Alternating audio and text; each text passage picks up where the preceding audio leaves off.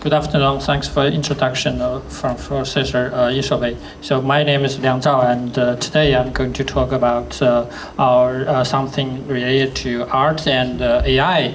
And I'm sorry, my English is not as good as I expect, so sometimes I will read my text instead. At first, I would like to apologize for the title. It's different from the print. I have changed the title to Kyoto Art AI instead of Kyoto Art and AI. And so our project is to develop an AI system which can understand Kyoto style. So that's our game. And so what is art?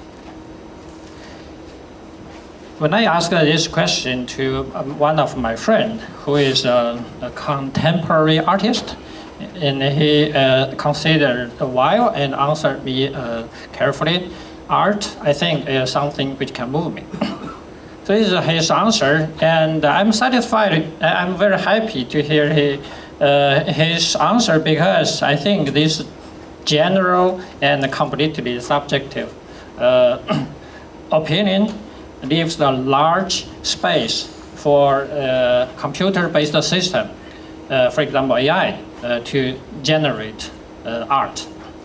In fact, recent AI has already shown us a lot of interesting and successful stories. So in this talk, I will try to provide a survey of the recent stories about them, and then discuss our working project, Kyoto Art AI. So this is a joint work with Pang Yulian and Liang Xuefeng and Professor Naoko Tosa and Nakatsu Liu. So in the history of humanity, we have already had a lot of revolutions, which did not only change the tools for human life, but also change the whole life of human completely. In the book of the third wave by Alvin Toffler in 1980, and he gave us some outline overview of this history. The first wave, he defined, is a settled agricultural society after the Neolithic Revolution. By this wave, it changed the hunting and the gathering lifestyle to the settled life. So then we can have cities, we can have the countries, and so we can sit here to talk about this wave. Please notice that this wave took thousands of years to mature. And the second wave is called the industrial age society, which changed the lifestyle from a loose agricultural society to a precise machine-like lifestyle. The key aspects of this second wave, after the second wave, include the nuclear family, which means about a husband and a wife and children, and maybe a grandfather and grandmothers, and a factory-type education system. Here I have an example of a factory education system. I know that some students, they are not interested in my talk, but they have to sit here to listen to my talk because they want that credit. So this is a factory type education system. They need some credit. And the cooperation. And this wave took a few hundred of years to mature, and we are still trying to make this system more machine-like, especially in Japan.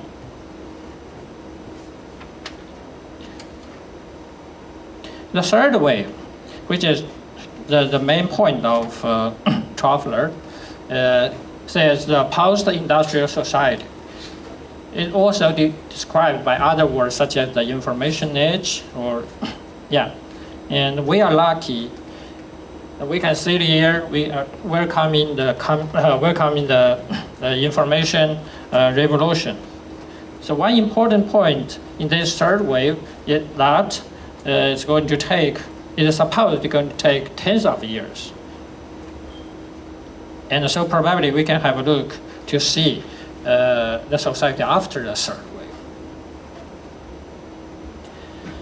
wave. Japan, as a country who had a great success in the second wave, has wasted a lot of time in catching the third wave.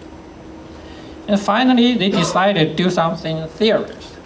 And last year, the Japanese government published a proposal called the Society 5.0, which, well, let me read the words. The definition says, a human-centered society that balances the economic advancement with the resolution of social problems by a system that highly integrates cyberspace and the physical space. To me, I think it is just a remake of Toffler's three waves. But Toffler consider this one as the first wave, this one as the second wave, and this is a third wave.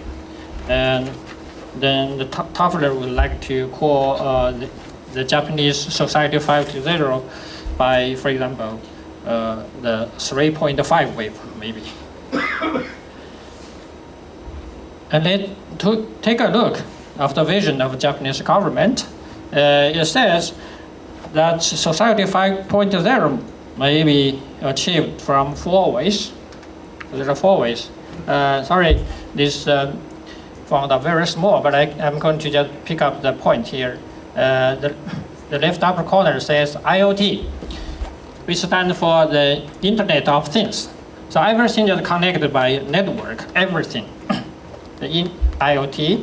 And the second one, well, you can just have a look at the picture. It's a drone. So the completely flying vehicle automatically can send goods to every house. And here is a robot. The robot can serve us in every field. And this one says AI, the artificial intelligence.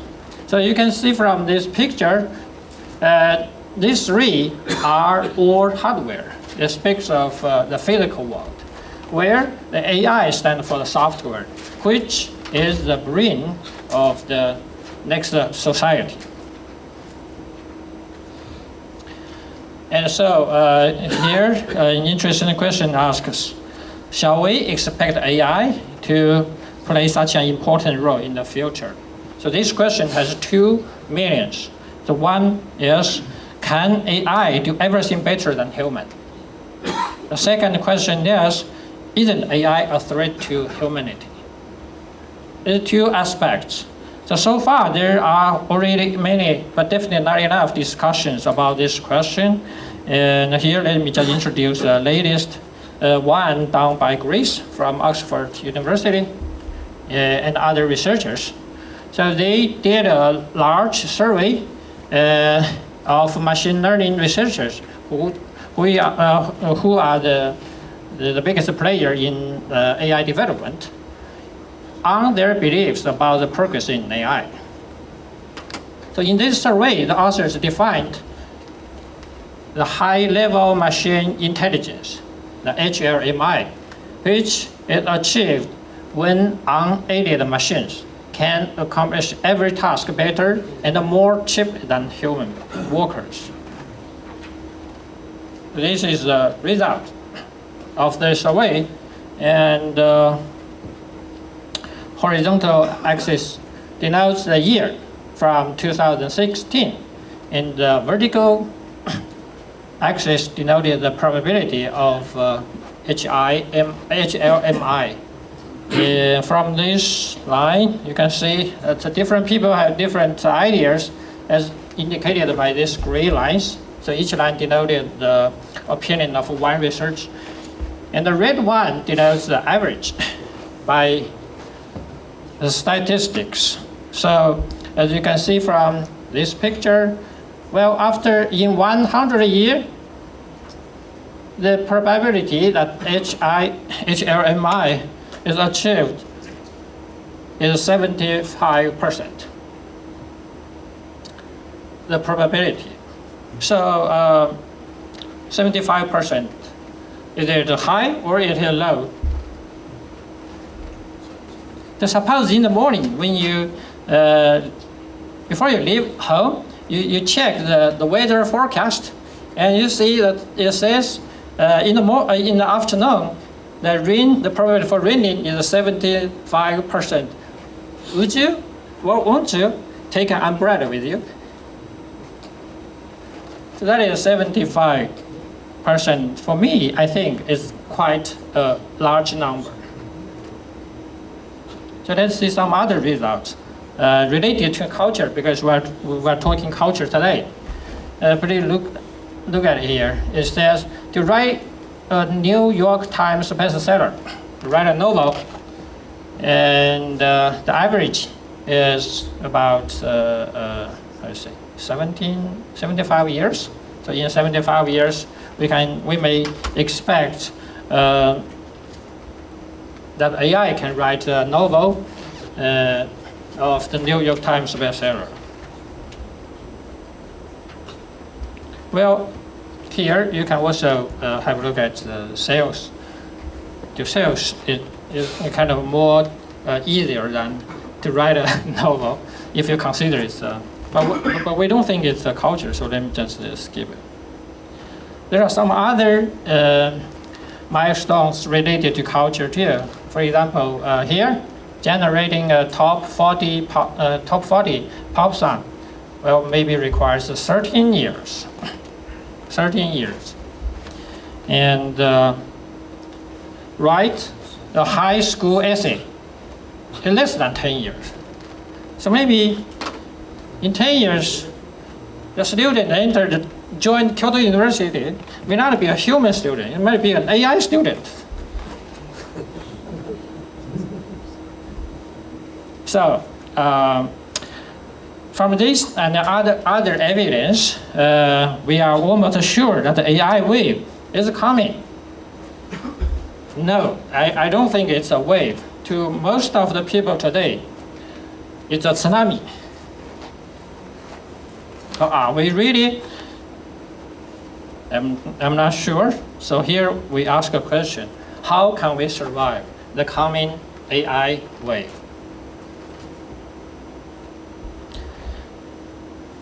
The study on art AI may provide us a hint. So why we started this research is there are many approaches. Today I'm just going to talk about art AI because we think it can provide us some hint. One reason is art requires creativity. So how to be creative is an important issue in the world, which is considered easy to human, but difficult to AI. So in fact, most artists, they think they can survive the AI wave.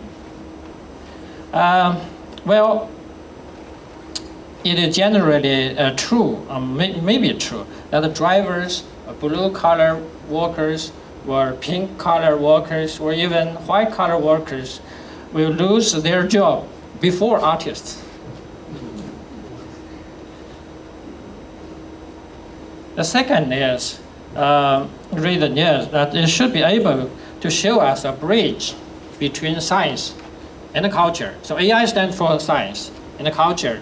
So art is part of culture. So we think by researching art AI can provide some hint. And more important, I believe that we can find even a bridge between human and the future intelligent machine. In fact, there is no strong evidence now showing that the intelligent machine in the future, they cannot become a new species on Earth. So talking about art, let's discuss how to develop an art AI. So art is considered the fundamental element in human life, and according to the information of UNESCO, the history of art created by humans started at least 30,000 years before present.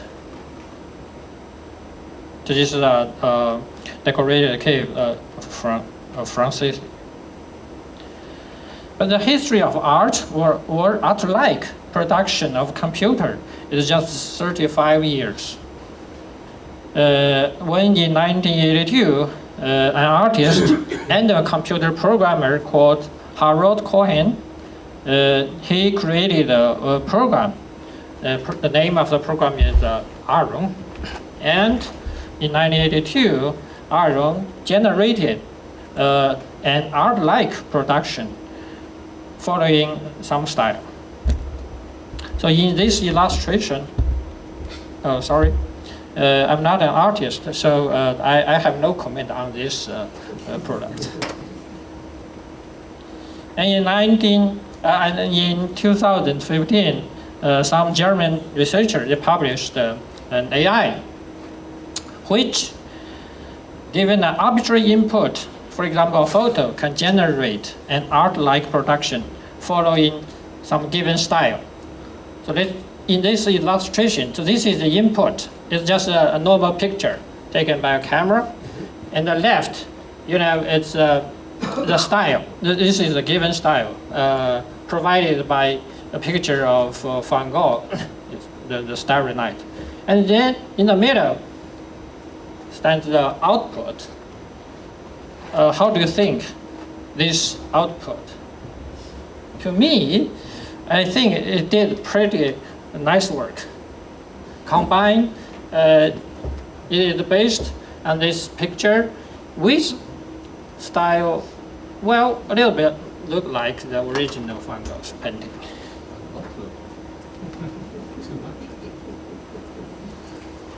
And in 2016, ING Group sponsored a project called the Next Rembrandt. Researchers combined the latest computer graphics, AI, and 3D printing. This is a real paint, paint by 3D printer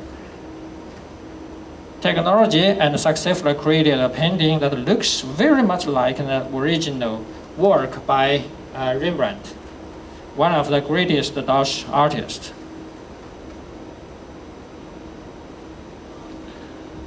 And now, if you are using a smartphone, then you can have the chance to use Prisma, which is an AI-based effect app. The left is the original photo, so I took this photo. So I have the copyright. The right is I upload the photo to Prisma and it return back me, art-like. I don't know if I can call it an art, but it looks like something interesting. And Troy Garasi, I'm not very sure if my pronunciation is correct. And he even made a movie, a motion artwork using Prisma. So Prisma works only for still pictures. He had to upload a lot of pictures using Prisma and use them to combine them into a moving picture. And this year, the researchers in AI, they even getting more further step. So this year, they created some, productions. And for the first time, they put a creative, this word in their paper. This means that the researchers of AI, they have more confidence to argue, to claim that their production is more creative than before. And actually, they sent this artwork to a big exhibition, and the feedback from the visitors are quite positive. They couldn't distinguish these works from artworks made by human. And now I'm going to talk about our Kyoto Art AI project. So motivated by all these previous studies, we decided to challenge this topic too. And these are the members of this project, Yunian Pang and Liang Xuefeng Liang, and Naoko Tosa, Ryohei Nakatsu, and myself. So we want to find a bridge between the science, technology, and art by studying what creativity is and how can we develop a tool to help artists to create artworks in, of course, Kyoto style. Here I use the small letter of AI because it stands both for the English word artificial intelligence and I, which means love in both China and Japanese. So we want to develop some artificial intelligence with love. This is my thing. Well, what is Kyoto style? So Professor Tota have already showed you a lot of Kyoto style. So I just mentioned this is a Kare-sansi. It use sand and stones to make like water and a mountain. And this is Rimpa school. And this was Utsuroi. It was a traditional Japanese art style, which means to transfer from the spring of the 4 seasons, from spring to summer, summer to autumn, and to winter. And now let me talk about the creativity. So I checked on the internet. Well, let me just illustrate by the definition by Wikipedia. It says creativity is a phenomenon whereby something new and something valuable is formed. So here 2 points, new and valuable. I've highlighted. And this matches my definition of wisdom. So I had a seminar called Artificial Wisdom. And that seminar, I discussed with our students what wisdom is. And I gave a definition. Wisdom is knowledge and randomness.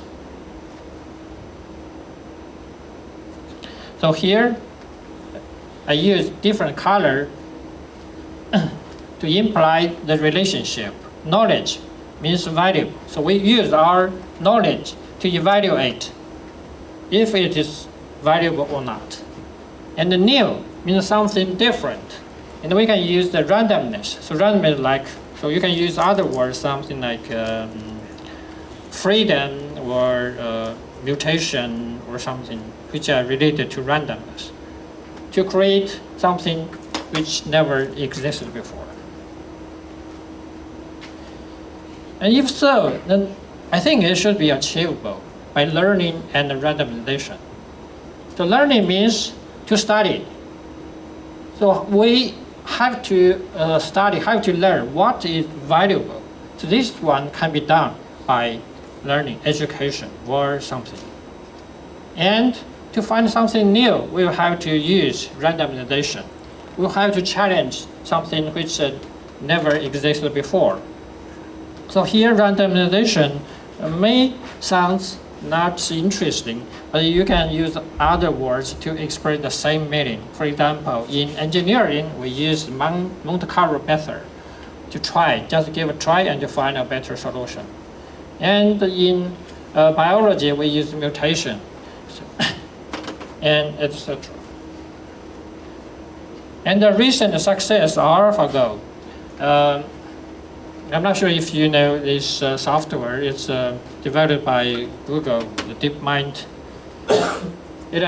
This year it has beaten the world champion for Go. It shows us a possibility because AlphaGo, the two most important elements of AlphaGo. One is deep learning, the so-called deep learning is the way to learn the style, play style. And it also uses the Monte Carlo tree search to find a new solution.